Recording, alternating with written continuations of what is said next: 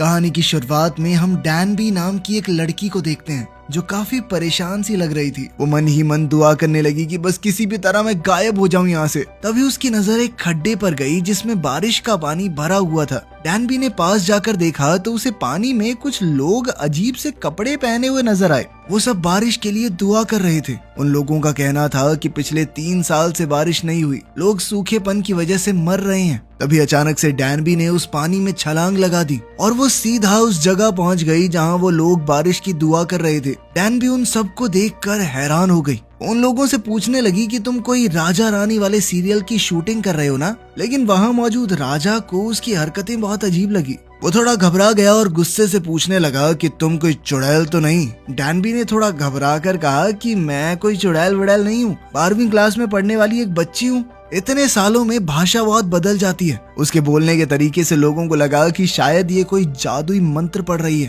और वो लोग और भी ज्यादा डर गए। तभी कुछ सिपाहियों ने उसे तलवारों से घेर लिया। जब डैनबी को पता चला कि ये तलवारें असली हैं तो उसने बातें बनाना शुरू कर दिया, क्योंकि इस काम में तो वो माहिर है। उसने कहा कि मुझे पता है मैं यहाँ क्यों आई हूँ, ताकि मैं बारिश को यहाँ तक ला सकूं। ये सुनते ही सब लोगों ने उसके सामने गर्दन झुका ली। उसने कहा कि ये मंत्र 50 बार दोहराना, ठीक है? और 50 बार उसकी बताई उलझुल बात को दोहराने के बाद जैसे ही उन लोगों ने अपनी गर्दन उठाई, डैनबी वहाँ से गायब हो चुकी थी। वो भागते भागते एक ऐसी जगह पहुँच गई जहाँ चारों तरफ धार्मिक कपड़े लटके हुए थे। वो अपने कपड़े बदल कर सबके साथ चलने लगी और जाकर आराम से एक जगह बैठ गई। राजा वहाँ पर लोगों को समझा रहा था कि हमें आलतू फालतू चीजों पर भरोसा करना बंद करना होगा। अगर हमें अपने राज्य के भविष्य को सुधारना है तो हमें साइंस और मैथ्स के ऊपर काम करना होगा। तभी एक प्रीस्ट ने कहा कि ये सब कुछ बकवास है। ये साइंस की मदद से हम कभी कुदरत को समझ नहीं पाएंगे और बारिश न होने की एक ही वजह है, भगवान राजा से नाराज हैं। अगर बारिश करवानी है तो राजा को रानी के साथ एक खास रस्म पूरी करनी होगी।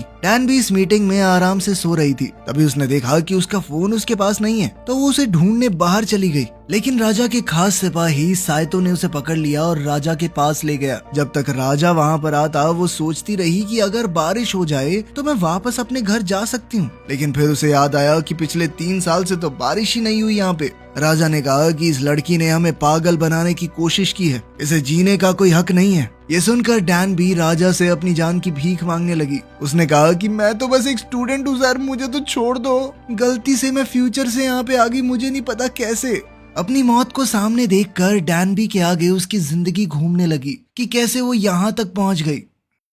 डैनबी 12वीं क्लास में पढ़ने वाली एक आम सी लड़की थी। अब बस कुछ ही दिन बचे थे जब वो यूनिवर्सिटी का एंट्रेंस एग्जाम देगी। लेकिन डैनबी बहुत ज्यादा कमजोर है मैथ्स में। वो जब भी मन लगा के मैथ्स पढ़ने बैठती तो बस सो जाती। उसके मैथ्स के टीचर इस बात से बहुत परेशान थे। एक दिन मैथ्स टीचर ने उसे क्लास में खड़ा कर दिया और एक क्वेश्चन सॉल्व करने को कहा, लेकिन हर बार की तरह वो इस बार भी क्वेश्चन को सॉल्व नहीं कर पाई। टीचर ने गुस्से में उसे सबके सामने जलील किया। घर पहुंचने के बाद डैनबी एक अच्छे स्टूडेंट की तरह टीवी पर गाने लगाकर अपने फोन में गेम खेलने लगी। तभी उसकी माँ वहाँ आ गई और सबकी माओं की तरह उस पर ताने कसते हुए बोली कि जैसे तुझे गाने याद है ना, ऐसे पढ़ाई तो याद नहीं होती, बिल्कुल अपने बाप पर गई है, एकदम नाकारा। इसके बाद थोड़े और ताने कसने के बाद डैनबी की माँ सीरियल देखने बैठ गई। अपनी माँ का सीरियल देखना डैनबी को बिल्कुल पसंद नहीं था, इसीलिए वो कमरा छोड़कर अपने दोस्त से मिलने चली गई। लेकिन डैनबी के दोस्त ने भी उसे लेक्चर देते हुए कहा कि ये तुम्हारा आखिरी चांस है कॉलेज में एडमिशन लेने का।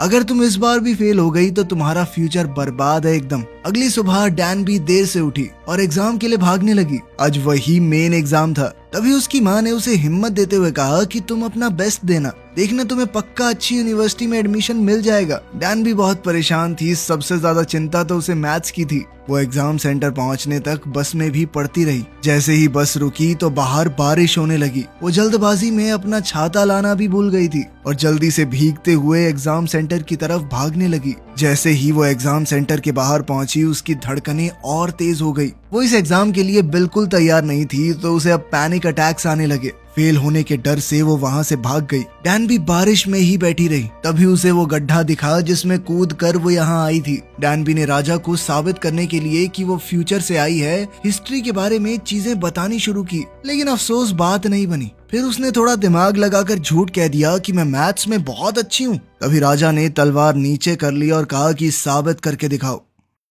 राजा ने डैनबी को एक सवाल दिया हल करने के लिए। डैनबी की राइटिंग तो बहुत बेकार थी, लेकिन डायग्राम देखकर राजा समझ गया कि ये सही जवाब है और साथ ही सॉल्यूशन भी बहुत बढ़िया था। ये देखकर राजा का मुंह खुला का खुला रह गया। राजा ने कहा कि हमारे देश के बड़े से बड़े जीनियस भी इस प्रॉब्लम को सॉल्व करने के लिए 3 दिन लगाते हैं, तुमने 1 मिनट के अंदर कर दिया। इसके बाद तो सब लोग डैनबी को ऐसे देख रहे थे मानो वो कोई बहुत बड़ी जीनियस हो, जबकि जिस समय से डैनबी आई थी वहाँ तो वो एकदम नालायक थी, लेकिन इस समय में बाकी सब तो दूसरी क्लास की मैथ्स में फंसे पड़े हैं। अब राजा ने डैनबी को एक ऑफर दिया, अगर तुम हमारे लोगों को मैथ सिखाओ तो बदले में मैं तुम्हें घर भेजने का वादा करता हूँ। डैनबी के पास कोई चारा तो था नहीं, तो वो मान गई। उसका पहला स्टूडेंट खुद राजा है। साथ ही राजा ने उससे कहा कि अब से तुम्हें एक लड़का बन के यहाँ रहना होगा, क्योंकि तुम चाहे जिस मर्जी समय से आई हो, इस जमाने में लड़कियां टीचर नहीं होती। डैनबी ये जानकर चौंक गई कि राजा को काउंटिंग तक नहीं आती। डैनबी ने राजा को सिखाने की शुरुआत बेसिक्स से की,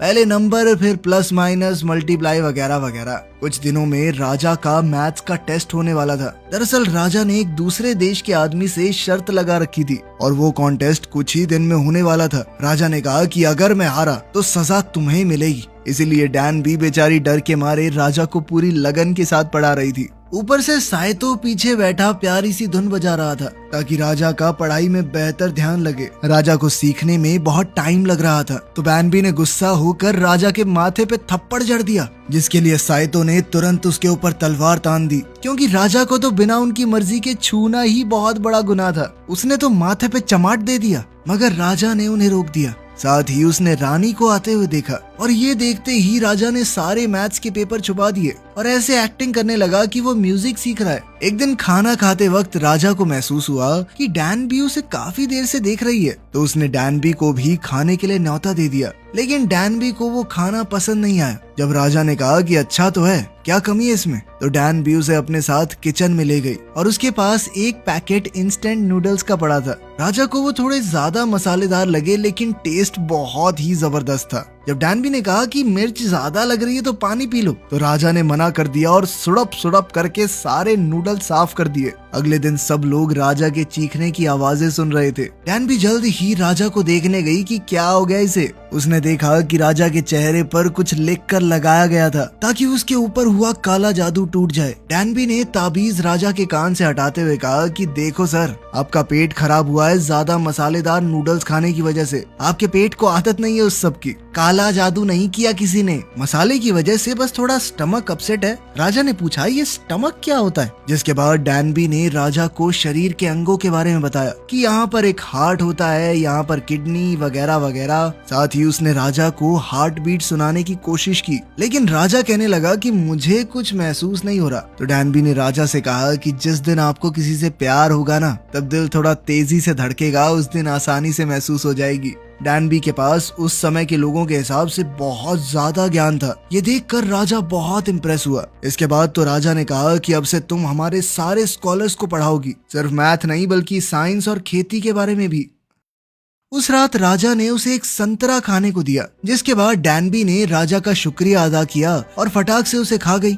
ये देखकर राजा को बहुत गुस्सा आया। उसने कहा कि ये फ्रूट तुम्हें 3 दिन में खाना चाहिए था। तुम्हें पता भी है ये फल कितना कीमती है, कदर नहीं है तुम्हें चीजों की। डैनबी ने जवाब दिया कि इतना ड्रामा करने की कोई जरूरत नहीं है, एक संतरा ही तो था, क्या बड़ी बात है इसमें। कुछ देर बाद वो दोनों महल में बॉल के साथ खेलने लगे। आज राजा बहुत सालों बाद इतनी देर भागे थे। एक दूसरे के साथ इतना समय बिताने से वो दोनों अब काफी करीब आ गए थे। यहाँ तक कि रानी को भी अब डैनबी से जलन होने लगी। राजा उसे मना ही रहा था कि तभी एक थकी हारी डैनबी के हाथ से बॉल गिर पड़ी और वो कुछ अजीब सा बर्ताव करते हुए नींद से चूर होकर नीचे गिर पड़ी। जैसे ही वो नींद से उठी तो उसने राजा से माफी मांगना शुरू कर दिया, लेकिन राजा ने कहा कि ऐसा कुछ नहीं हुआ, तुम सब भूल जाओ। इसके बाद वो दोनों सैर पर निकल गए। तब राजा ने उसे कहा कि अगर तुम इस मिशन में कामयाब हो गई तो हम तुम्हें अपने दरबार में अच्छे ओहदे पर रखेंगे और उपहार के तौर पर एक बेशकीमती घोड़ा भी देंगे। डैनबी ने कहा कि मुझे कुछ नहीं चाहिए, मैं पहली बारिश होते ही अपने घर लौट जाऊंगी।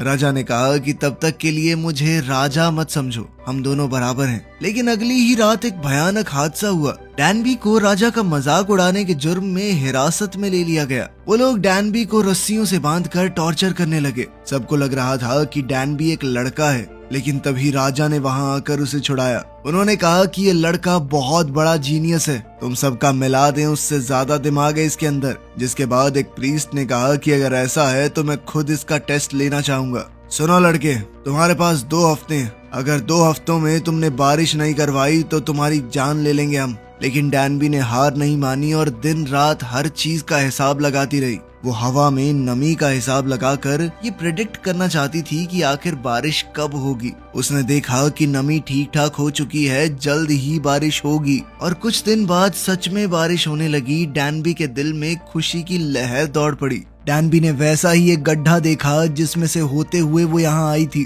वो चाहती तो यहाँ से जा सकती थी, पर अब वो यहाँ से बिना राजा का काम पूरा किए नहीं जाना चाहती थी। उसने बारिश के पानी को मापने और स्टोर करने का तरीका बनाया था। तभी राजा को याद आया कि डैनबी तो पहली बारिश में चली जाएगी। वो भागते हुए डैनबी के घर के पास पहुंचा। वहाँ राजा ने देखा कि डैनबी एक जगह खड़ी रो रही थी। राजा उसकी मेहनत को देखकर बेहद खुश था। उसने डैनबी का हाथ अपने दिल पर लगाया जो कि अब जोरों से धड़क रहा था, जिसका मतलब साफ था कि राजा उसे चाहने लगा था।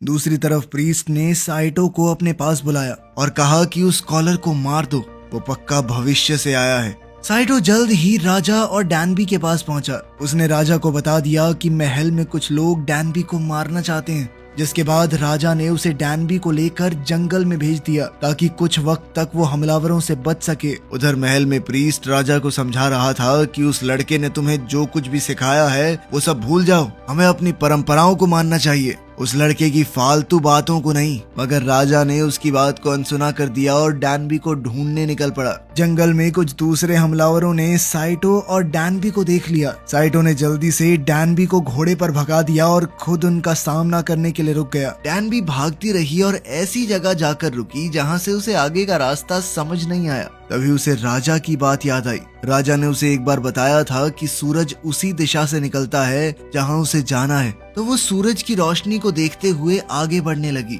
राजा पहले ही वहाँ उसका इंतजार कर रहे थे। उस रात वो दोनों एकांत में बैठकर तारे देख रहे थे। डैनबी ने कहा कि फ्यूचर में हमें तारे थोड़े कम ही देखने को मिलते हैं, लेकिन राजा ने बात बदलते हुए कहा कि मैं तुम्हें पसंद करने लगा हूँ। मैं एक ऐसी भाषा बनाना चाहता हूँ जिसे सभी लोग आसानी से पढ़ लिख सकें। तभी डैनबी को कुछ याद आया। उसने अपनी जेब से एक नोट निकाला। भविष्य में कोरिया के पैसों के नोट पर राजा की फोटो छपेगी। ये देखकर वो समझ गई कि राजा जिंदगी में कुछ तो बहुत बड़ा करने वाला है।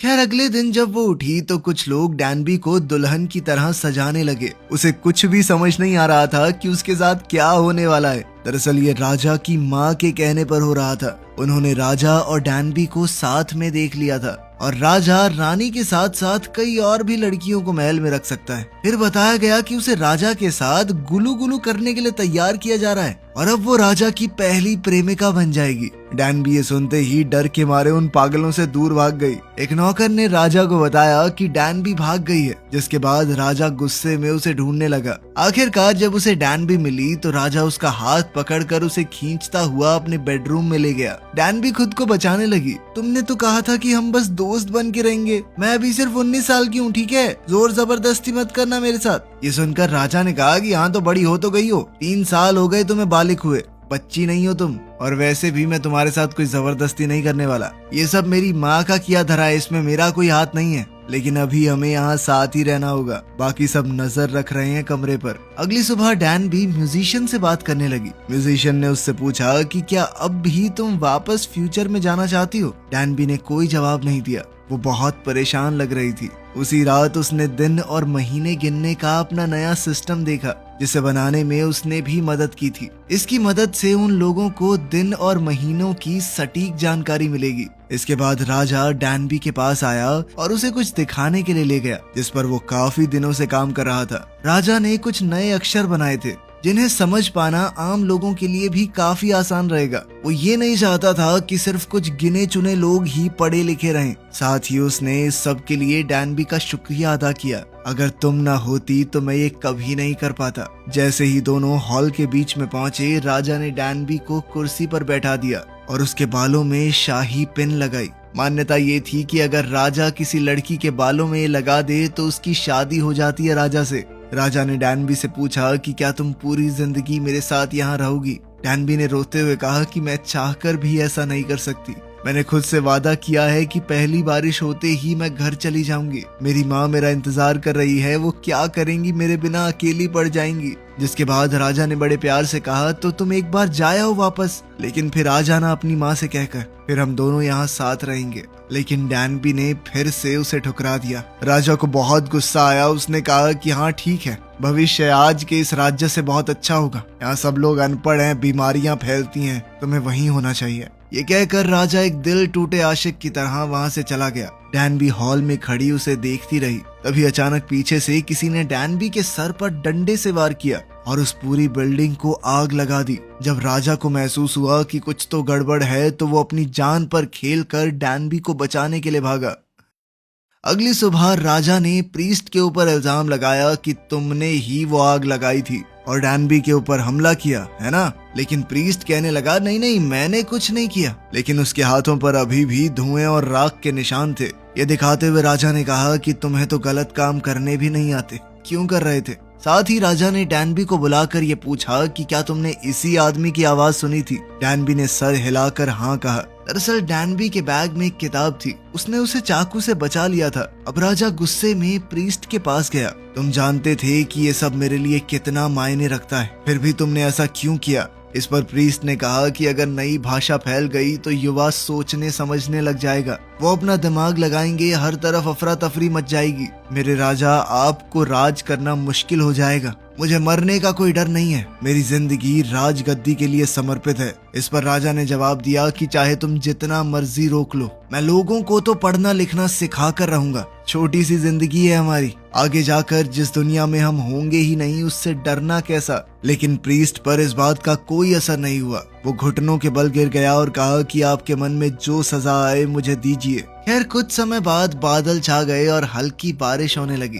डैनबी ने महल में सबसे अलविदा कहा। राजा ने पूछा कि क्या मैं तुम्हारे साथ दूर तक चल सकता हूँ? डैनबी ने हाँ कहा और राजा उसे अपने घोड़े पर बैठाकर एक झील के किनारे ले गया, जहाँ से वो अपने घर लौट सकती है। वो झील में कूद गई और उसने अपने आप को नीचे जाने दिया और कुछ देर बाद वो फिर से अपनी दुनिया में लौट गई। उसने देखा कि अभी कुछ ही सेकंड बीते थे, अभी भी वो एग्जाम दे सकती है, समय है उसके पास। वो दौड़ती हुई एग्जाम हॉल की तरफ गई। टीचर उसका इंतजार कर रहे थे। एंट्रेंस एग्जाम अभी शुरू ही हुआ था। वो अपनी सीट पर बैठ गई और टेस्ट देना शुरू किया। उस दिन जब वो घर आई तो अपनी माँ को देखकर उनसे लिपट गई, उन्हें जोर से गले लगा लिया। डैनबी अब पूरी तरह बदल चुकी थी। खैर कई महीने बीत गए और एक दिन जब वो स्कूल से बाहर निकली तो फिर से बारिश होने लगी। तभी किसी ने उसके सर पर छाता रख दिया। उसने देखा कि जिसने उसके ऊपर छाता किया था वो बिल्कुल राजा जैसा दिखता है। लड़के ने कहा कि तुम्हारा छाता बस में गिर गया था, ध्यान रखा करो, ऐसे तो भीग जाओगी। वो दोनों यूं ही मुस्कुराते हुए एक दूसरे को देखते रहे।